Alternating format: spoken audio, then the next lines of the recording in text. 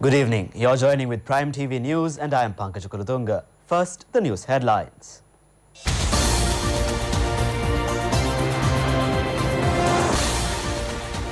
President says Sri Lanka's aim is to consolidate friendship in the region. Prime Minister claims that the Colombo city is now being converted into a beautiful city. CID report on 6 incidents including the murders of Lasantha and Tajuddin is submitted to the Attorney General. Another person trained by Zaharan is arrested. India's former finance minister is arrested.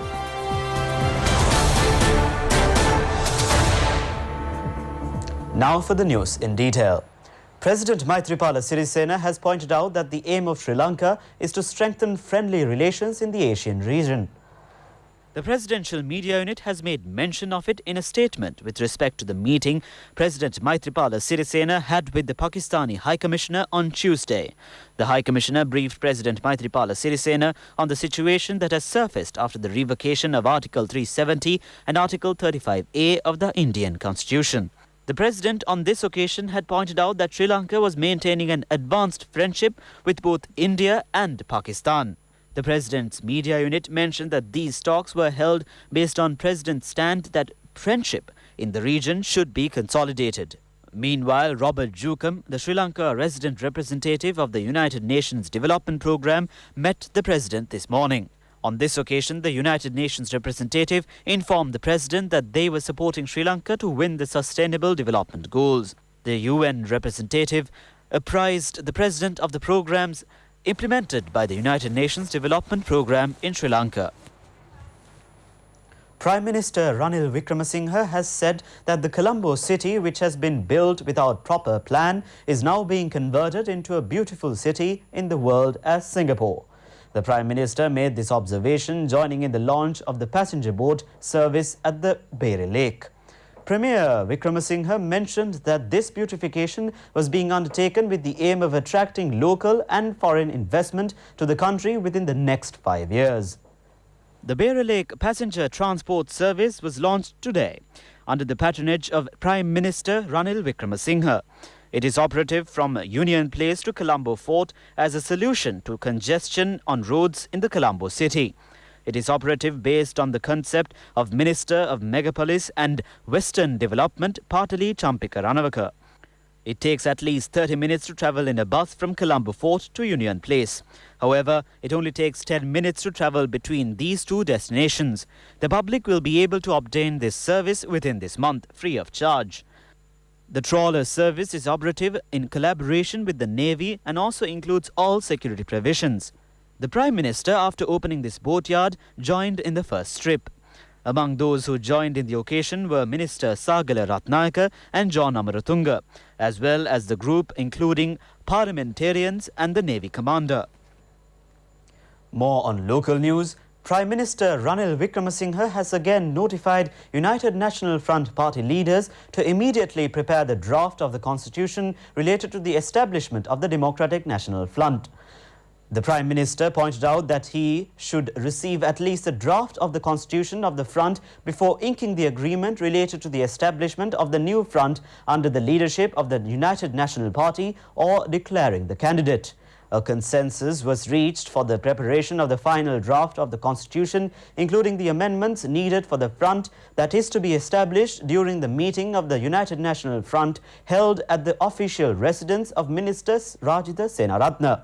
Minister Rajitha Senaratne, as well as Chairman of the United National Party, Kabir Hashim, took the lead in this respect. However, leaders of the front have made clarifications to the Prime Minister over the inability so far to prepare a draft, even though a period of nearly 1 week had passed.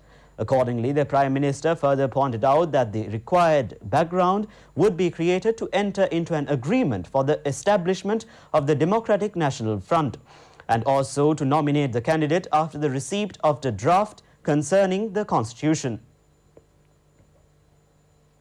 The report on Wasim Tajuddin and Lasantha Wickrematunge murders and 4 other high-profile cases submitted by the Criminal Investigation Department has been handed over to the Attorney General. This has been mentioned by police media spokesperson SP Ruwan Gunasekara. The police media spokesman said that the report on Wasim Tajuddin and Lasantha Vikramatunga murders and 4 other high-profile cases submitted by the Criminal Investigations Department has been handed over to the Attorney General by the Acting Inspector General of the Police.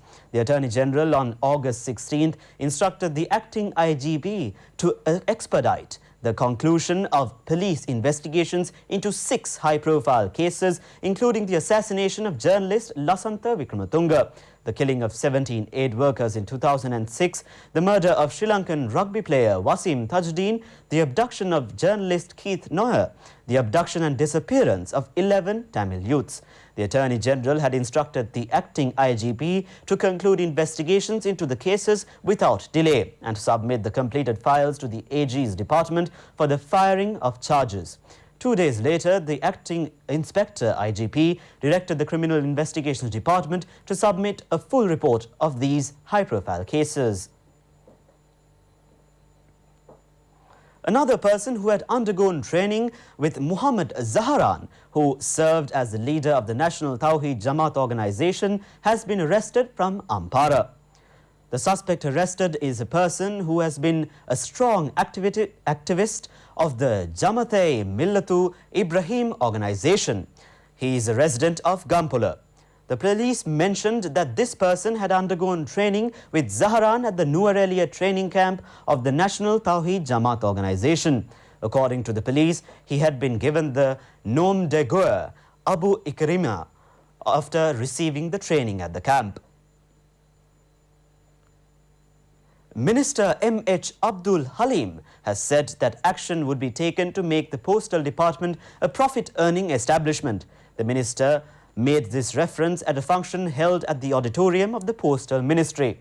Those recruited as registered substitutes of the Postal Department and served for several years were recruited as postal assistants. The event took place under the patronage of Minister M.H. Abdul Halim. Appointments were handed over to 75 substitute workers.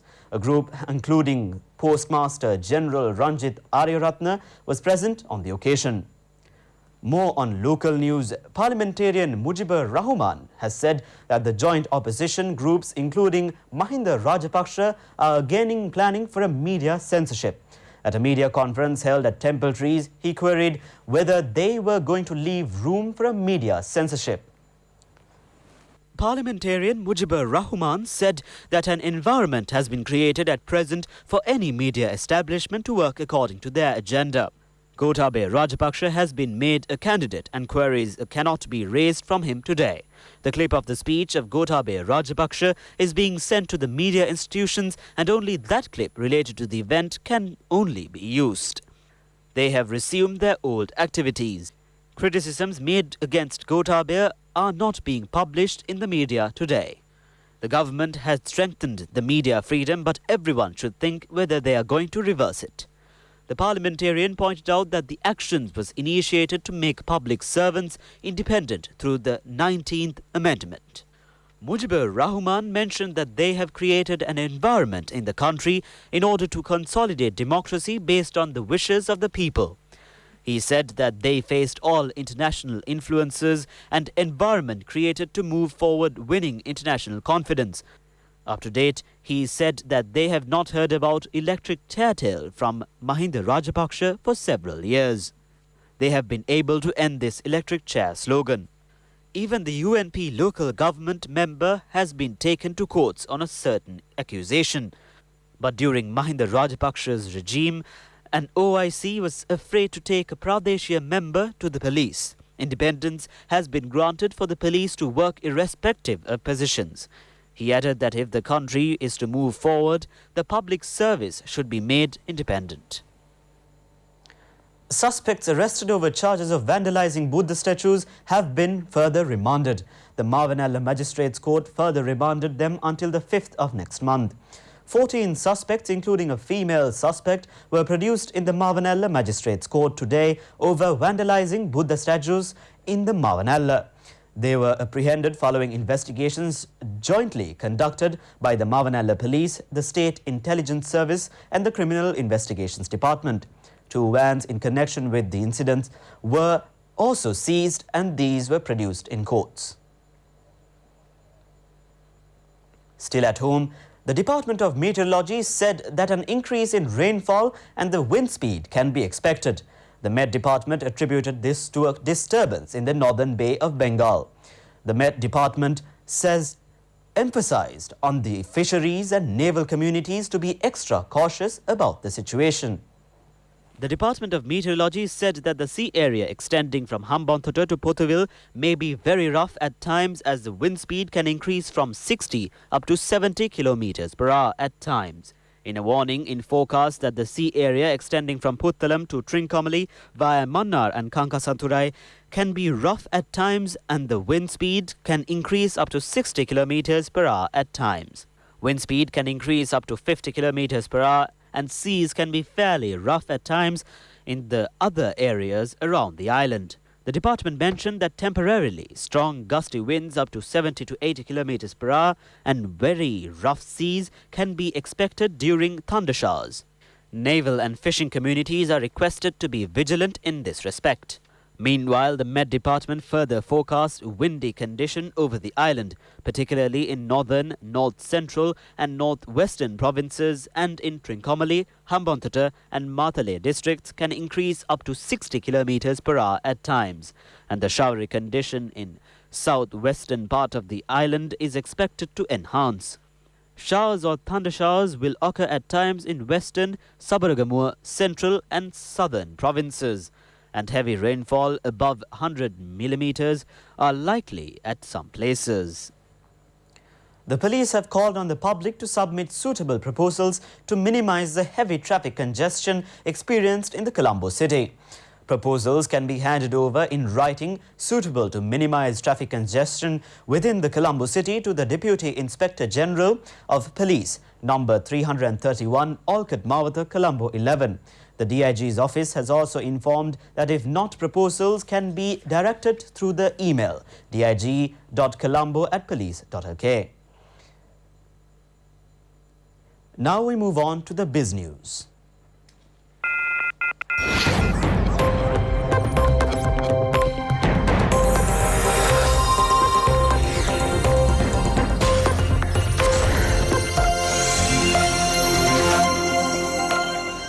Marking another positive leap in Ceylon tea history with theme resorts and spas, the Tea and Experience Factory Boutique Hotel was opened in Mandharam in Kandy under the patronage of Director Operations of French Embassy in Sri Lanka, Isabel Scott. The abandoned factory is now graciously restored to its former grandeur after 28 years. Conceived by Mr. Chandra Wickramasinghe, the veteran hotelier and travel agent, chairman and managing director of Theme Resorts and Spas, Tea and Experience Factory, as the name suggests, is a working tea factory that has been transformed into luxury accommodation, expediting a novel and unabridged experience surrounding tea culture. The factory claims a history that is rich and flavoursome. Tea and Experience Factory is unique in its concept as guests are invited to reside in luxury in an actual working tea factory where they experience the artisan journey of tea from leaf to cup.